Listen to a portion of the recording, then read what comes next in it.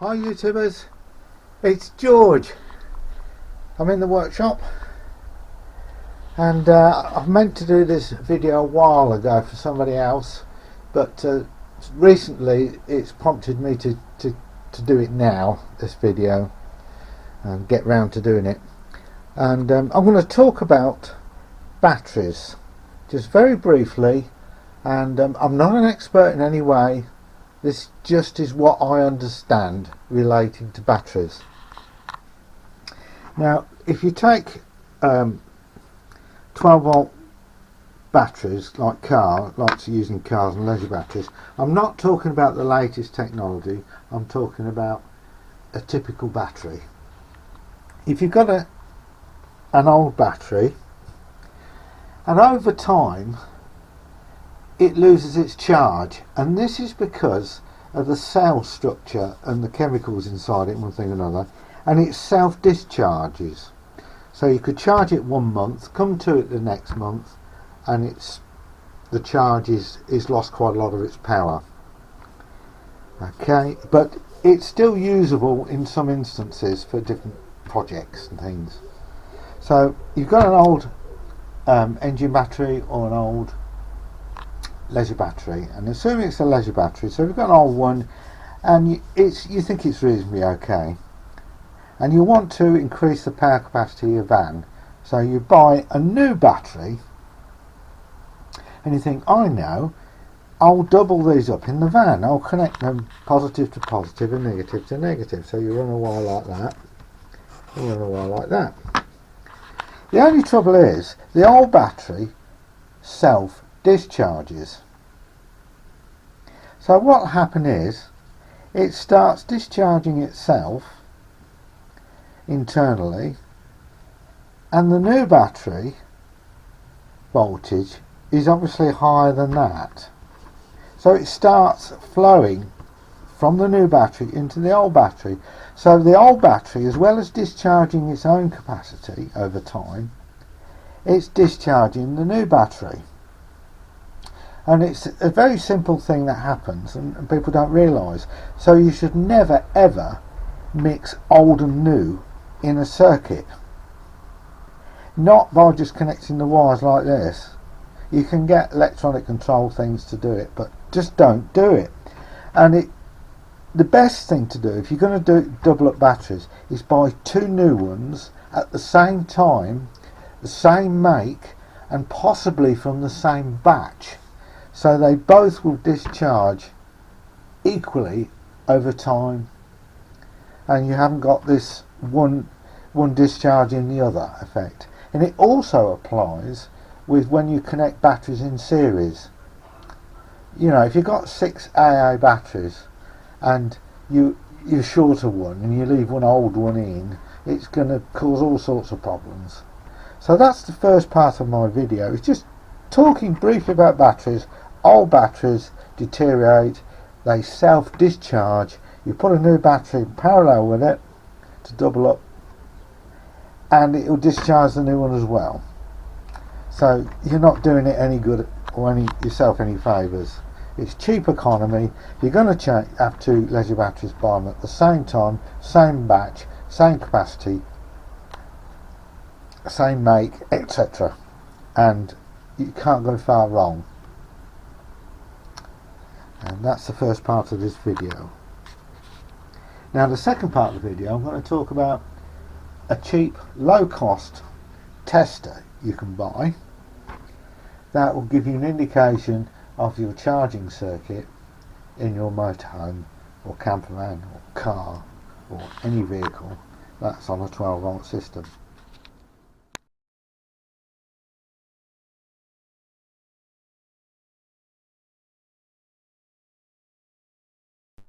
Now this is the tester I'm going to use today to give a demonstration. I think it was £10, I think that's all it was.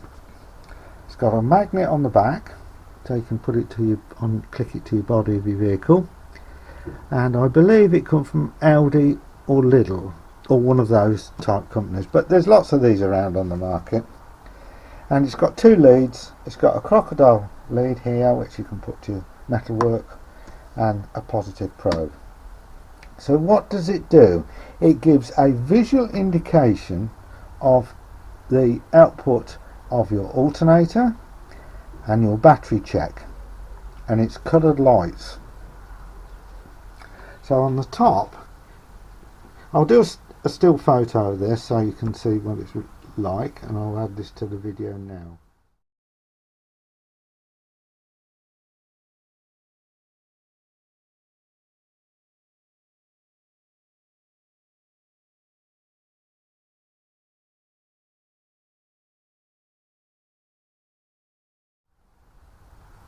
Right, so on the top it's got alternator check, engine running. So you get lights. So if your engine's running, this will give you whether it's a strong output from the alternator, a normal output, or a low output when your alternator on your vehicle. Okay, normally it sits at the normal level when the engine's not running. So it gives you strong, normal and low, and against the strong it says it's 14 volts, against the normal it's 13.5 and 13. So these are coloured lights. Okay, battery with the engine stopped. Here it gives you good, fair and poor, and against the good it's 12.5, against the fair it's 12, poor 5 volts. So it's quite a simple device, but you can also use this to check whether your battery to battery charger is working, and also the state of the leisure battery or the engine battery, and it's just got 2 leads. Now one thing I'll cover off next before I physically go out is I've seen recently somebody using an ammeter, or an ammeter in the clamp form, where you clamp round the cable to your battery to check any current flow. Well, it's difficult to diagnose faults with using that method, and I'll give you the reasons why. Right, so you've got your clamp meter and you put it round one of the wires and it's measuring amps and it's reading 0. Oh, does that mean the battery's faulty? Because it's not, there's no current there. Well, if it's not showing any current on the charging state, it could be it's not taking any more power because the battery is fully charged. So your current meter will give a 0 reading.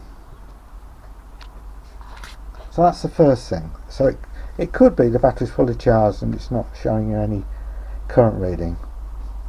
The second could be the battery is faulty. It's open circuit, so you still won't get a current reading. Number 3, it could be the alternator's not working properly on your vehicle. 4, it could be the wiring to your battery. Number 5, it could be that the split charge is not working.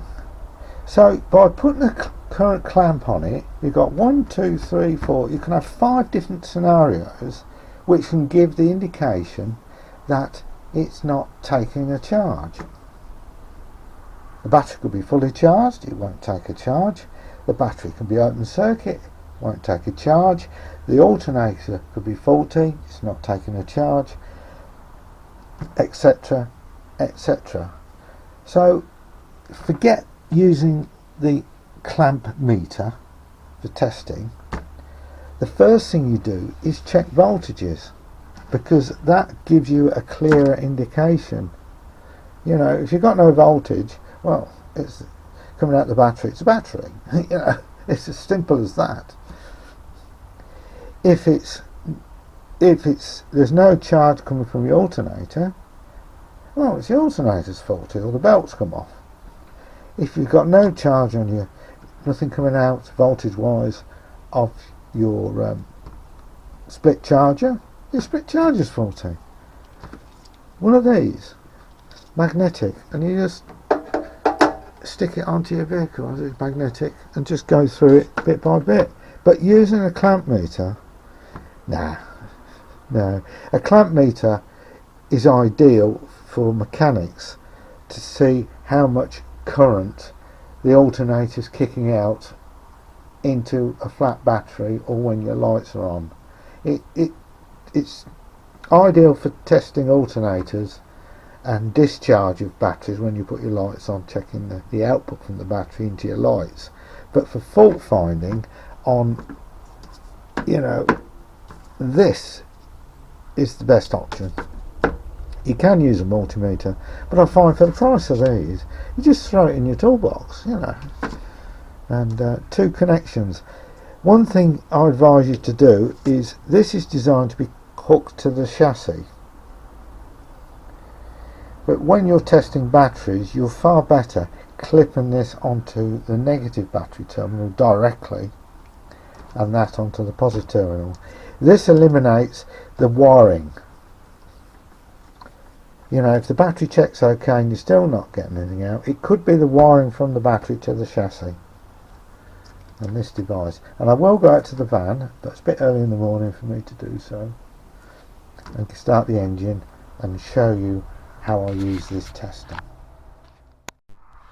Okay, we're out at the Campervan now. Engine battery, there's your battery. So you put your negative black wire onto the negative of the battery. Just put that up there, it's probably easy to see. And then you've got your red lead and you put it on the battery. Right? You will get the pour light on, but what you're looking for is number 3 light. Okay, you see that?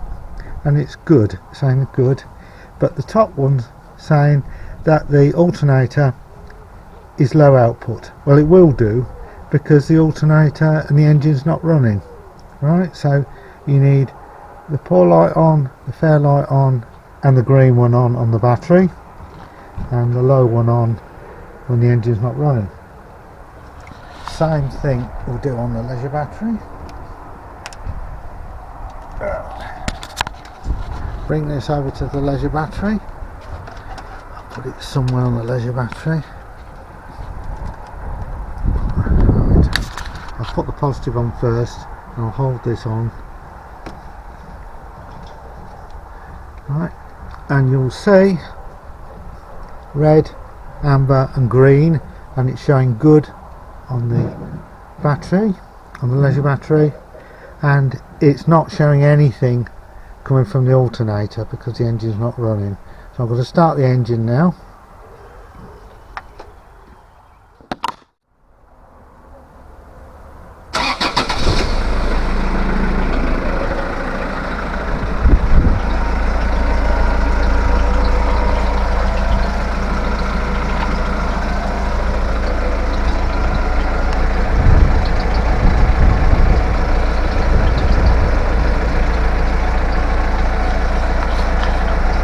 Right, engine's running, same test.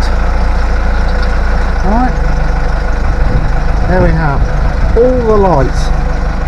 So it's showing the alternator is a strong red signal, the battery's nominal, and the low output one, yeah, so we've got all the lights, and that's how it should be. Now we do the leisure battery.